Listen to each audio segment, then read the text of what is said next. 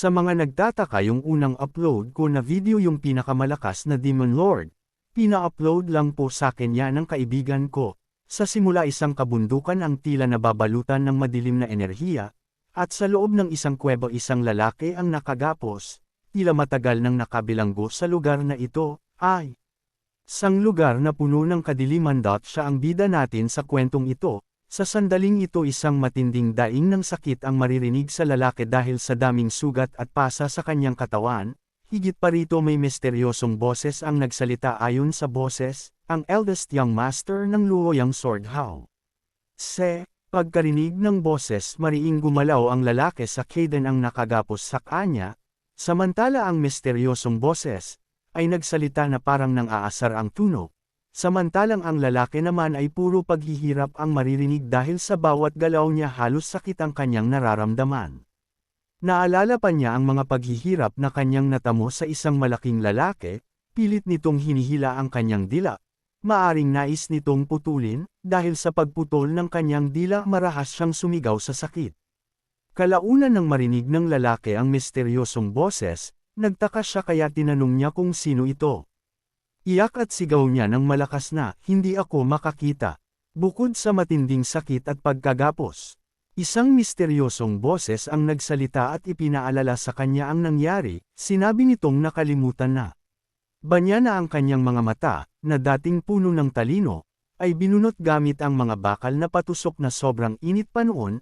Nagpatuloy ang misteryosong boses at sinabing hindi lang iyon ang nangyari sa kanya. Binanggit pa nito na ang mga kamay niya, nasanay lang sa maayos na buhay at hindi kailanman nakaranas ng mabibigat na gawain. Ipinagpatuloy pa rin ng misteryosong boses ang pagpapaalala sa kanya. Sinabi nito na pati ang mga binti niya, na dati ay ginagamit lang sa paglalakad ng maayos sa mag-aga. Endang hardin, ay napinsala rin ng husto. Ibinunyag nito na habang nawawala at bumabalik ang kanyang diwa dahil sa sobrang sakit, tinapos-tapos at pininsala ng paunti-unti ang kanyang mga kamay at paa. Habang nakagapos ng mahigpit sa kadena sa loob ng madilim na lugar, dahan-daang bumabalik ang alaala niya. Sinabi niya sa sarili, parang nagsisimula na akong maalala ang lahat. Habang unti-unti niyang naaalala ang lahat, napaisip siya ng may halong galit at sakit, paano ko naman nakalimutan paano ako napunta sa ganitong kalagayan? Bumigay pa ng mapang-asar na salita ang misteryosong boses. Sinabi nitong siguro ay masyado siyang inabala ng labis na pagpapahirap kaya nakalimutan niya ang lahat. Idinagdag pa nito na matagal na rin pala mula nung dinala siya sa lugar na iyon. Matapos maalala ang lahat ng nangyari sa kanya, nagtanong siya ng may halong pag-aalala at takot, "Alam niyo ba kung anong nangyari sa pamilya ko?" Tumugon ang misteryosong boses ng may pang-uuyam. Sinabi nitong nakakagulat na ang taong kanina lang ay iniisip lang ang sariling paghihirap, ay biglang nagtanong na tungkol sa pamilya niya. Diretsahan at walang awa ang sagot ng misteryosong boses, "Wala na ang pamilya mo, winasak at inubos silang." Lahat, sa gulat at sakit, halos hindi siya makapagsalita at nasambit lang ng mahina, ano?" Sinundan pa ng misteryosong boses ang sinabi nito, "Isipin mong mabuti. Lahat ng mga bagay at taong nawala sa iyo." Dito na ipinakita ang totoong nangyari noon, ang paglipol at pagwasak sa buong angkan ng kanilang pamilya. Sa gitna ng nag-aapoy at madugong tanawin, sinabi ng misteryosong boses, "Ikaw higit sa lahat, alam mo kung gaano kabigat ang halaga at kapalit ng lahat ng ito." Itinuloy ng misteryosong boses ang sinasabi nito, ng kung ano ang pakiramdam ng mawala ng sariling pamilya, hindi ba? Mas lalo pang pinabigat ng misteryosong boses ang sinasabi nito. Ibinunyag nito ang malungkot na sinapit ng kanyang panganay na kapatid na babae, pinalo at sinaktan hanggang mamat. Ay ng sarili nitong asawa, asar pa ng misteryosong boses, "Sabagay sino ba namang hindi gagawin yon, mawawasak na yung pamilya nyo." Ipinakilala naman ng boses ang kanyang pangalawang kapatid na babae, na isa ring mahusay na mandirigma at may hawak na espada.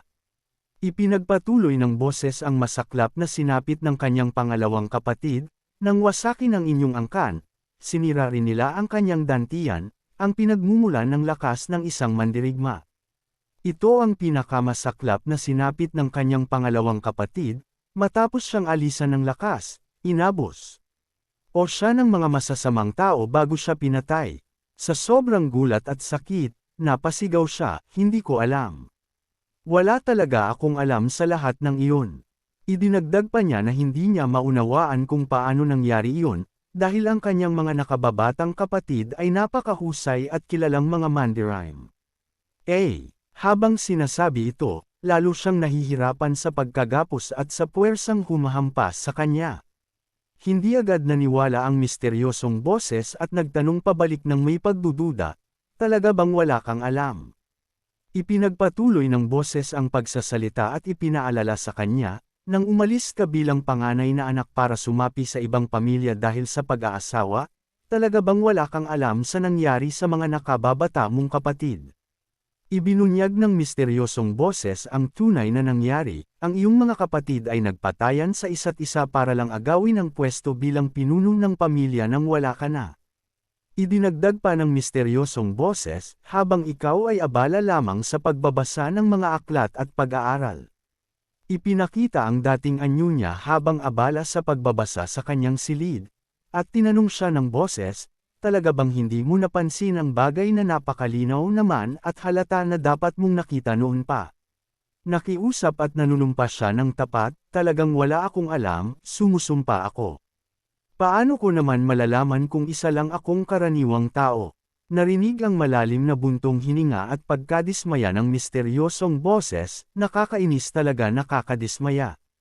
Ipinakita ng boses ang kanyang pagkabata at sinabi, noong 4 na taong gulang ka pa lamang, tinulungan mo na ang iyong ina na ayusin ang daan-daang aklat tungkol sa panggagamot at ginawa itong 25 kopya.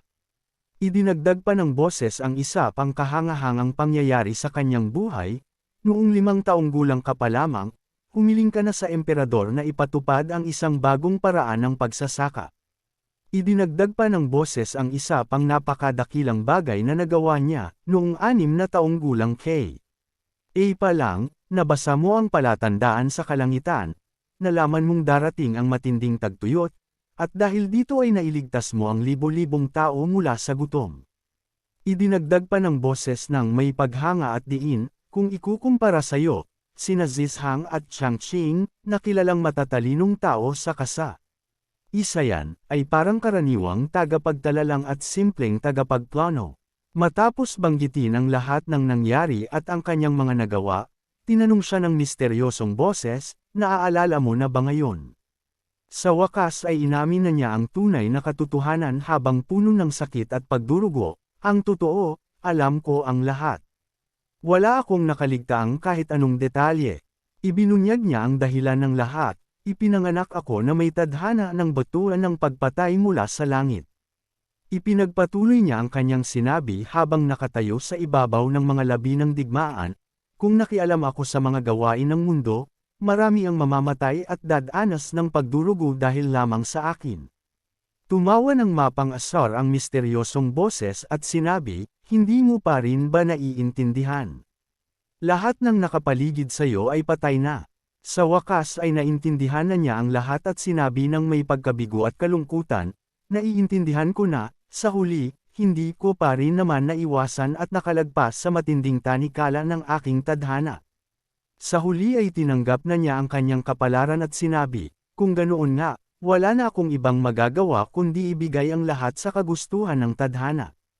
Idinagdag pa niya ang kasabihang, sinasabing ang lambat ng langit ay malawak at tila maluwag, ngunit walang anuman ang nakakalusot dito, lahat ay may kaukulang katapusan.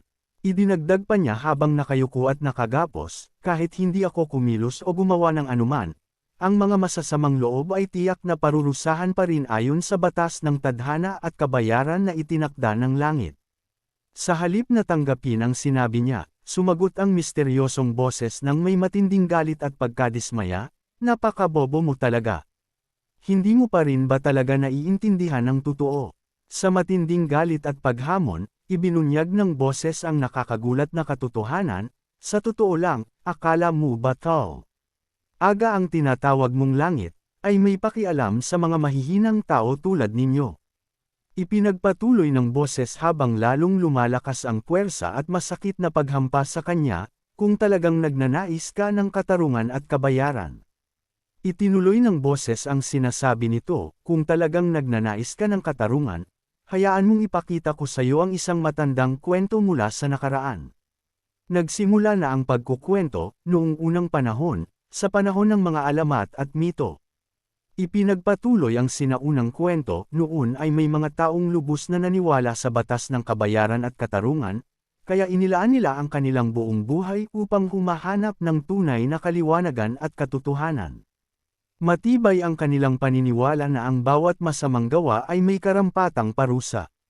Ipinagpatuloy ang kanilang paniniwala, ay tiyak na makakatanggap ng nararapat na parusa at kabayaran sa takdang panahon. Ngunit sa kabila ng kanilang paniniwala, ang mga masasamang loob ay patuloy sa paggawa ng masama, namuhay sa kasaganaan at luho habang sila ay nabubuhay, at namatay ng payapa at walang parusa. Samantala, ang karamihan sa mga taong matuwid at mabuti, ay inabuso, inapi, at pinagtiis ng labis na pagdurugo hanggang sa sila ay namatay ng maaga pa sa kanilang itinakdang panahon. Sa huli, maging mabuti man o masama, at kapag dumating na ang kanilang wakas, maging sino man sila ay babalik din lamang sa alabok at lupa. Sa matinding galit ay ibinunyag ng boses ang pinakamasakit na katotohanan, paano mo nagawang humiling pa ng kabayaran at katarungan? Sa ilalim ng malupit na panlilinlang na ito, dagdag pa niya, anong katotohanan pa ang natitira maliban sa isa, ang langit at lupa ay walang kabutihan o awa, hindi si la nagmamalasakit sa kapalaran ng mga tao. Sa katapusan ng lahat, walang tunay na katarungan o tamang paghatol na umiiral. Napatawa na lamang siya ng mapait habang nakayuko at puno ng sugat. Sa labis na pagkadurog ng puso at pagkalito ay tanong niya sa sarili, lahat ba ng iyon ay kwento lamang binuo ng mga taong wala ng kahit katiting na pag-asa, upang magkaroon sila ng dahilan upang mabuhay? Nagtanong ang misteryosong boses, gusto mo ba ng kapangyarihan? Mariin siyang sumagot, gagawin ko. Biglang nagbago ang tanong ng misteryosong boses habang lumalakas ang kakaibang liwanag at puwersa paligid, nais mo bang ibalik ang lahat sa dati at iligtas ang bawat isa? Idinagdag ng boses ang mabigat na kapalit, kahit na ang kapalit nito ay ang iyong kaluluwa na magdurusa magpakailanman, at walang matitirang lugar na mapupuntahan. Sumagot siya ng buong tibay at determinasyon sa kabila ng mabigat na kapalit, gusto ko. Tatanggapin ko ang kapangyarihang iyan. Kukunin ko ang pagkakataong iyan. Idinagdag niya ng may matibay na determinasyon habang lumalakas ang kakaibang puwersa sa paligid, ako na ang kukuha ng paghawak sa nilang mga tadhana. Sa pagtanggap niya sa kapangyarihan at pagpili ng kanyang sariling landas, sinabi ng boses, ngayon, sa wakas ay makakaharap mo na ang iyong tunay na pagkatao. Nagpatuloy ang boses, at ngayon ay tila hindi na iisa lamang ang nagsasalita, ako, kami, ay makapagbibigay sa iyo ng ang yarihan. Makapagbibigay kami sa iyo ng pagkakataon. Sa sandaling iyon, naramdaman niya ang pagpasok ng napakalakas na puwersa sa kanyang buong pagkatao. Ang mga tanikala ay nabasag, at tila gumigising ang tunay na lakas na nakatago sa kanya sa loob ng mahabang panahon. Sa sandaling ito mariin siyang inutusan ng misteryosong boses, ngayon, buksan mo ang iyong mga mata.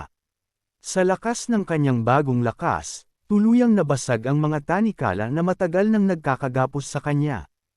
Pagkatapos nun naglakas siya, tila may nais siyang puntahan.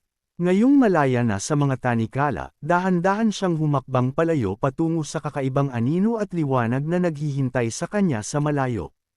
At sa paglapit niya sa bagay na nasa kanyang harapan, ay onti-onti niya naman itong kinukuha. Habang iniaabot niya ang kanyang kamay patungo sa bagay na nakatago sa dilim, sinabi ng tinig na kasama niya, kahit na magkaiba ang layunin na ating hinahangad, iisa ang landas na ating tatahakin. Ibinigay ng tinig ang huling alok habang lumalabas mula sa nakatagong bagay ang mga parang ugat na itim, makipagkasundo ka sa amin, at bibigyan ka namin ng isa pang pagkakataon. Sumagot siya ng buong pagpapasya at walang pag-aalinlangan, tinatanggap ko. Ipinagkakatiwala ko sa inyo ang aking kaluluwa. Sa sandaling tanggapin niya ang kasunduan, napaligiran siya ng napakalakas na kulay ube at pulang liwanag at lakas na tila nagbabago sa kanyang buong pagkatao. Habang tumitindi ang puwersa sa kanyang paligid, dahan-dahan niyang hinawakan at binuksan ang sinaunang aklat na naging bahagi ng kanilang kasunduan. Ibinunyag ang pangalan ng sinaunang aklat na hawak niya. Ang aklat na ito ay tinatawag na hutra ng pagpuksa sa kadiliman at pagwawasak sa kalangitan. Ipinagpatuloy ang kahulugan ng kapangyarihang ito, bilang kapalit sa walang pakialam na kabayaran ng kalangitan. Ibinunyag ang tunay na kalikasan ng kapangyarihang hawak niya, ito ay isang aklat na lumalaban sa kalangitan, at nilalamon ang lahat ng uri ng kasamaan. Habang hawak niya ang makapangyarihang aklat, muling nagtanong ang tinig, nais mo bang hatulan ang mga masasama at ipatupad ang nararapat na parusa? Muling umalangaw-ngaw ang tanong na nasa puso ng kanyang pagnanasa habang lumiliwanag ng husto ang paligid, nais mo bang ibalik ang lahat sa dati at iligtas ang bawat isa? Tumugon ang tinig ng may katiyakan habang lumiliwanag ang paligid, sa iyong matibay na pagpapasya at sa aming kapangyarihan, magiging posible ang lahat. Bibigyan kita ng panibagong pagkakataon. Habang bumabalot sa kanya ang malalim na kadiliman at puwersa, sinabi ng tinig, mula ngayon, yayakapin mo ang kadiliman. Habang nagmumula sa kanya ang matalas at puno ng layunin na tingin, idinagdag ng tinig, ilabas mo at ibaba ang espada ng hatol mula sa mga anino. Sa pagtanggap ng kanyang bagong pagkatao at kapangyarihan, lumitaw sa kanyang mukha ang isang ngiting puno ng lakas, tiwala, at matibay na layunin. Ibinunyag ang huling bahagi ng kanyang tadhana at layunin, at maging ang tagapamahala ng kadiliman na siyang hahatol sa lahat ng kabayaran at tadhana s. Mundong ito. Ang eksena ay bumalik sa nakaraan, sa Wongak Pavilion, ang tirahan ng panganay na anak ng Luoyang Sword House, kung saan may sumisikat na napakaliwanag na liwanag na tumataas patungo sa kalangitan. Nakita natin ang malawak na bukas na pintuan patungo sa Wongak Pavilion, ang tirahan ng panganay na anak ng Luoyang Sword House, sa panahong payapa pa ang lahat bago dumating ang kapahamakan. Sa pagbabalik sa nakaraan, nakita natin ang ating bida sa kanyang mas batang sarili noong panahong iyon, na kahiga at payapang natutulog pa sa kanyang silid. Sa isang iglap, dahan-dahan at biglaang nagmulat ang kanyang mata, tila nagising siya mula sa mahabang pagtulog. Bigla siyang bumangon mula sa pagkakahiga, namumutla, pinapawisan, at bakas sa kanyang mukha ang matinding pagkabigla at takot. Pagkatapos nun hingal na hingal siya tila isang masamang bangungot ang naranasan niya, at nang matauhan siya baka sa mukha niya ang matinding pagkabigla at takot, at sa paglingon-lingon niya sa paligid tila nakikilala niya ang lugar kung saan siya naruroon. Sa wakas ay nakilala niya ang paligid at napagtanto, ang aking silid sa Wongak Pavilion. Habang dahan-dahan niyang inilapat ang kanyang paa sa sahig, naalala niya ang pangako, sinabi nila na bibigyan nila ako ng isa pang pagkakataon. Habang nakatitig sa kanyang sarili sa salamin, puno pa rin ng pagkamangha ang kanyang isip, ipinabalik ba nila ako ng tuluyan sa nakaraan?